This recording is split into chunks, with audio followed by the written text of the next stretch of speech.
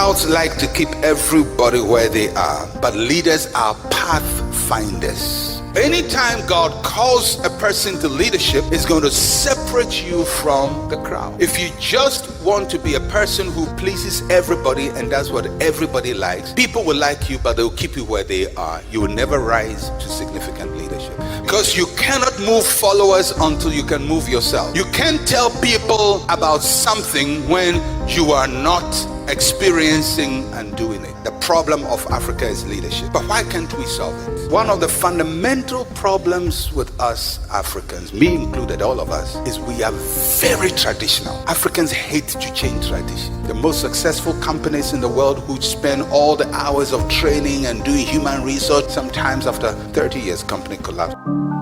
This is RichNation WBPT podcast. We introduce you to the people and ideas, and we bring people together.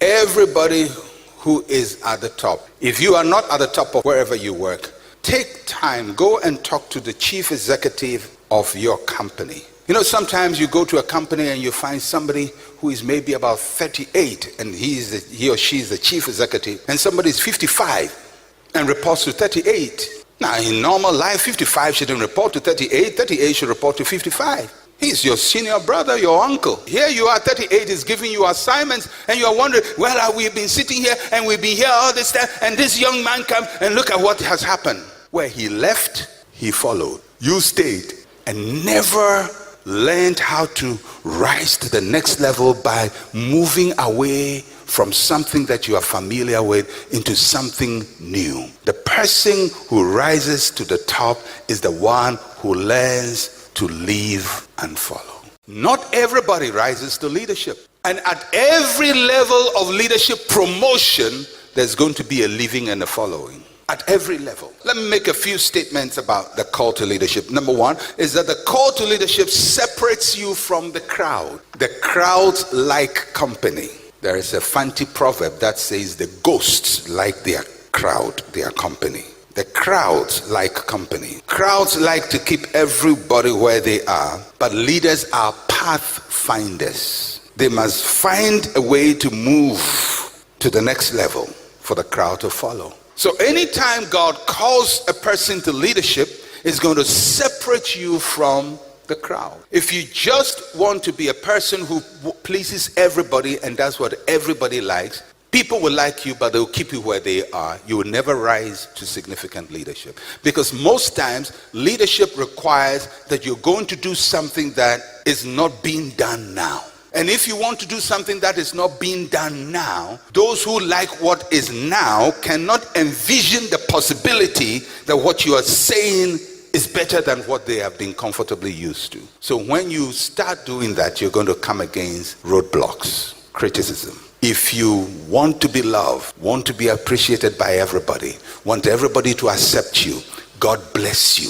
Stay with the crowd. But if you want to be a leader, you're going to be different. Your views will be different. In the process of making you will acquire new perspectives different from the crowd. And when you come telling the crowd about what to be done, they're not going to like you. And one thing about the crowd, they have a way of bringing you back to their level. Oh yeah, they are very good at it. They are very good. Have you ever been in a situation where somebody comes, he's new, he has fresh ideas, and he's talking fresh ideas, he faces so much opposition, within 3 years he's back to where everybody is? Because they will make life uncomfortable for you. Sometimes I see, Ghanaians who have traveled outside, maybe they've lived in America, live somewhere, they come here, amen, amen, amen, amen. They're going to change Ghana, amen, amen, amen. In 3 years, they day inside like everybody else. Because you see, the crowd has a way of constantly pushing against you. They'll push against you for so long that you get tired and weary and give up. But leaders must always constantly push against the trend.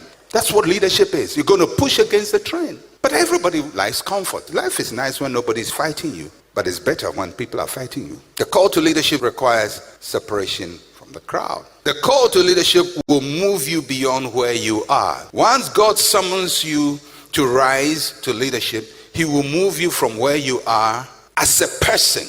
Because you cannot move followers until you can move yourself. You can't tell people about something when you are not experiencing and doing it. When God calls us to leadership, He makes us so we can point others to what he's made us. And he's not going to make you as you are. He's going to make you different. The call to leadership will always move you beyond where you are. Now, I think all of us have heard the phrase being used that the problem of Africa is leadership. And it's true. But why can't we solve it? If the problem is leadership, most times when we say the problem of Africa is leadership, we are thinking about the positional leaders. So we say, well, there's the president, there's his ministers, his regional minister, district chief executives, and then so and so and so and so. The problem of Africa is leadership. So we change the position and bring people in. But leadership is not a position, it's an attitude. So you bring the people in and you find the mentality is still the same. Because one of the fundamental problems with us Africans, me included, all of us, is we are very traditional. Africans hate to change tradition. The way Comfort Noche did it, we will do it very dedicatedly. And when somebody criticizes, they say, I don't want to be a white man. Then we close the argument. Once you say, I don't want to be white man, we close that. This is what we know. This is what we would do. Well, I appreciate that.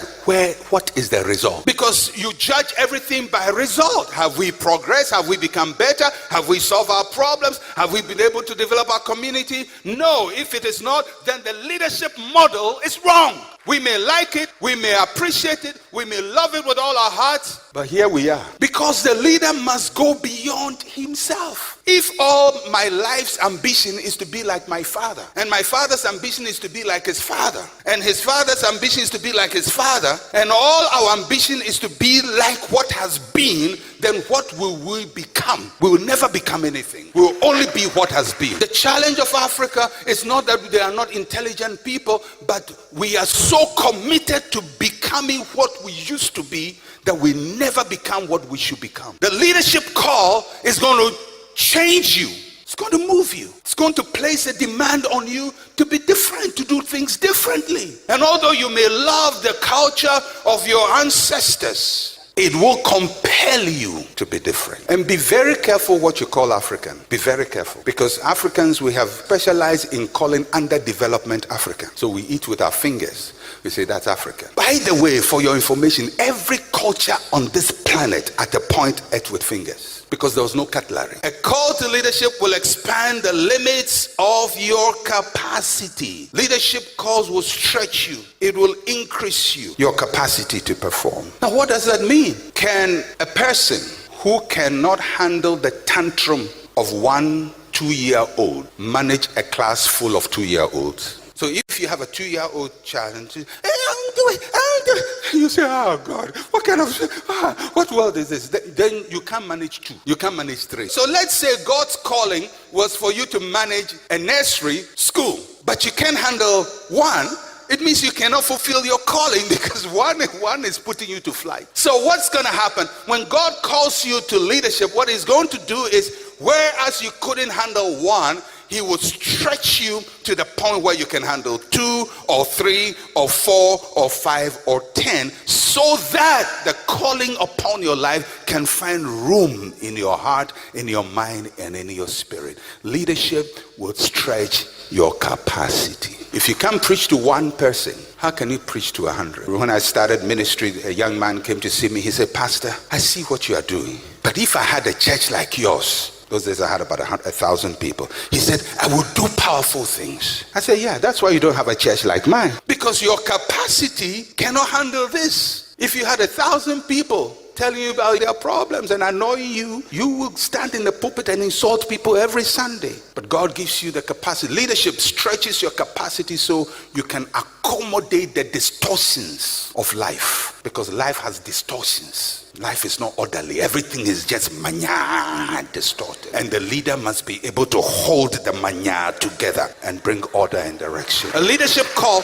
will expand the limits of your capacity. A call to leadership will refocus your strengths. Jesus told Peter, I will make you fishers of men. Their strength was fishing of fish. They knew how to fish, but they didn't know how to use that strength in another context. So Jesus says, I know what your strength, you know how to fish, but you are using it for fish. But I can show you how to take this same strength on another level, fishing for men. I'm going to refocus your strength. Leadership will refocus our strength. Mark chapter 3, verse 13 to 15. This is Jesus calling the apostles, the first 12. He called the 12. So Mark chapter 3, verse 13 to 15. And he went up on the mountain and called to him those who he himself wanted. And they came to him. Then he appointed 12 that they might be with him, that he might send them out to preach and to have power to heal sicknesses and to cast out devils. I want you to note the progression of what is happening here. The first is that he called them to partake of him. The passage says he called them that they might be with him. Their first call was to partake of Christ. Now that starts with salvation. It continues through to discipleship. Jesus wanted a team whose first priority was not, let's go do something, but let's be with him, let's be with him, let's be with him, let's learn from him, let's see him, let's watch him. Because many times people are so eager to perform that they have no time to partake. It's like people who don't finish the training and set out because they're too eager. Training is too boring. Now I know people would say, well, but Bill Gates quit college called Gates. There's only one gate. There's always an exception to a rule, but don't ever think you'll be the exception. Follow the rule. The rule is you stay through the process before you step out. That's the rule. But once in a while, there may be some people who, for some very special, unique reasons, don't follow that rule, and it goes well with them. Now, you can't make the rule, the exception, the rule. There are many people who follow exception, and that's one of the things I see, especially young men and women, and they are looking at exceptional cases to make it the rule of their lives. You will shipwreck yourself, because 1 out of 7 billion should not become your rule. The rule must be that which is the general principle that works. And when you follow the general principle, it works. When I was in primary school, middle school, there's a classmate of mine who left class and started working. But you know, when you leave class at middle school, what kind of work can you do? So he was a driver's mate. And he used to be a driver's mate. You know, if you remember those days, the driver's mate normally was outside the bus. So they hold on to the top of the bus with one hand, and one leg is at the base of the bus and the other is hanging. And when they are coming through, you know, everybody's watching the driver's mate, and they're very fanciful and they work all kinds of tricks with their movement at the back of the bus. And this boy used to do that. And when we were in school, we were on break, and his trotro is coming by, and his driver would honk the horn, and there we see him, and he's doing his nice style, and and we saw him and said, wow, he has developed. Was the argument amongst us. Yeah, he's gone ahead. He's just about 12 or 13. These days we'll call it a child abuse, but there he was, driver's mate. Sometimes he will come with some money and buy oranges for us and groundnuts for us, and he's fixing us money. I met him later in life. He hadn't made much progress from where he started. This time he had advanced a little bit. He was driving, but life had not been kind to him. But I remember when he broke the rule and we thought he was the model. Can you imagine if all of us had gone to be driver's mate? Follow the rule. So Jesus says, partake of no improvement. Jesus says, the first priority, be with me, stay with me, go where I go, watch me, listen to my teaching, let me mold you, let me change your attitudes. Partake of me. Second, he says that they might be with him, that he might send them out. It's a call to partner. As we stay close to him, he helps us to become partakers of what he is doing. We begin to play a role in the team. So for the disciples of Jesus, he says, you be with me. Then after I really know, I can now work with you. I can partner with you. And then the third level is the call to perform, that they might go out with power to preach and to heal. Third is the call of performance. Now, many people who want to become leaders, they want performance first. They want to do something first. Give me a role. Give me something to do. I want to learn. But give me something to do. Let me go out there. Let me do this. But you know nothing. You don't even know the way I think. You don't know my philosophy. You're still you. You haven't been made. You haven't been transformed. But you're performing. But in the sequence of Jesus, you partake, you partner, you perform. That's how he raises leaders. Was it a good model? Well, Jesus' training school was for 3 years, 3.5 years. So let's say that he trained them for a period of 3.5 years. And that's all physical contact teaching he had. 12 people, villagers, fishermen, most of them never been to school. Picked them from the streets, literally. As they say, is history. Those 12 people went, and gradually started and developed the movement. In 300 years, that movement that started on the seashores of Galilee took over the Roman Empire, which was the greatest empire. It's almost like a village ministry from somewhere in the deep interiors of Ghana, with some village farmer who put some 12 farmers together in that village, and then the farmer died, and those people go, and eventually they take over the world, take over America, take over Britain, take over France, take over the UN. Where did they come from? From the village. What university did they go? Some itinerant preacher spent 3 years with them, and this is what he produced.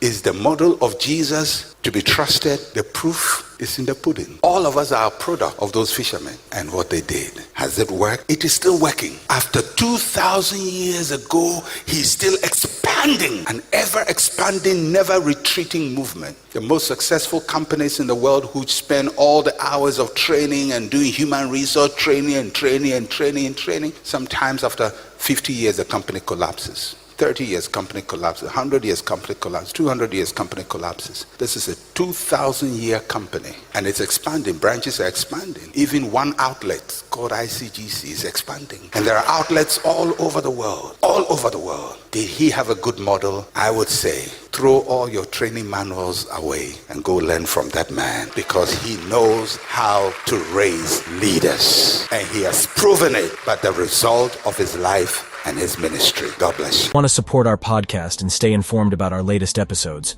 We're always creating new content every week for our podcast. Subscribing is the best way to ensure that you don't miss out on any of it.